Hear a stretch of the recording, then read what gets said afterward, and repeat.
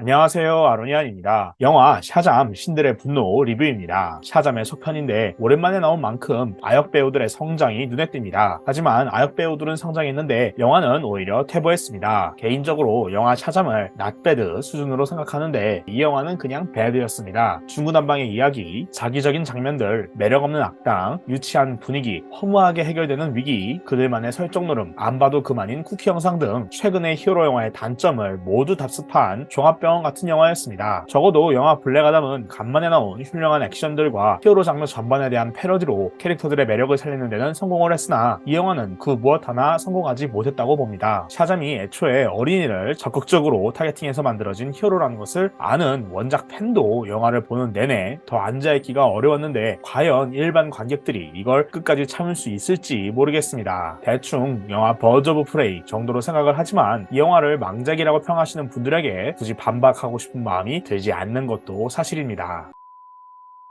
장점이 얼마 없으니 장점부터 짚고 넘어가겠습니다. 초반부 박물관 씬은 은근히 그로테스크합니다. 정신을 조종하는 칼립소와 원소를 조종하는 헤스페라의 능력은 인간들의 아수라장을 마치 신전의 우상들처럼 박제하면서 꽤나 강렬하게 전달되었습니다. 괴기스러움을 좋아하는 저로서는 굉장히 매력적이었는데요. 또한 전편에서 별 주목을 받지 못했던 마법사의 부러진 지팡이를 이용한다는 것도 제법 속편스러운 디테일이라서 좋았습니다. 또한 크리처물 괴수물의 팬으로서 분명히 어필이 되는 장면들도 있었습니다. 생명의 나무가 필라델피아에서 자랐을 때 나오는 크리처들은 전편의 7대 제약처럼 제법 잘 구현되었습니다. 라돈, 하피, 사이클롭스, 만티코어 등 그리스 신화 속 인기 괴물들이 징그러운 재질로 실감나게 묘사가 되었는데요. 신기에서는 아름다운 생명의 나무가 인간계에서는 괴물들을 만들어내는 설정도 재밌었습니다. 그리스 신화 속 생명의 나무를 지키는 드래곤, 라돈도 디자인만큼은 멋지게 잘 나왔는데요. 고지라 시리즈의 팬으로서 비슷한 이름의 라돈, 로단이 생각나기도 했습니다. 하지만 그뿐입니다. 사실 이 필라델피아 생명의 나무 사태는 MC로 치자면 시타우리 뉴욕 침공급의 스케일인데요. 이런 거대한 스케일의 이벤트는 어벤져스처럼 다수의 히어로들이 나오는 샤잠 신들의 분노가 매력을 뽐낼 수 있는 마지막 승부였습니다. 하지만 이때 오히려 대다수 샤잠 패밀리들의 능력을 제거해서 스스로 샤잠 패밀리의 매력을 증명할 기회를 줘버렸습니다. 여기에 한술 더 떠서 현대인의 암브로시아인 스키틀즈로 유니콘을 길들여서 괴물들을 제거한다는 웃기지도 않고 오글거리는 해결책을 제시했습니다. 초반부에 영화 판타스틱 4처럼 다리에서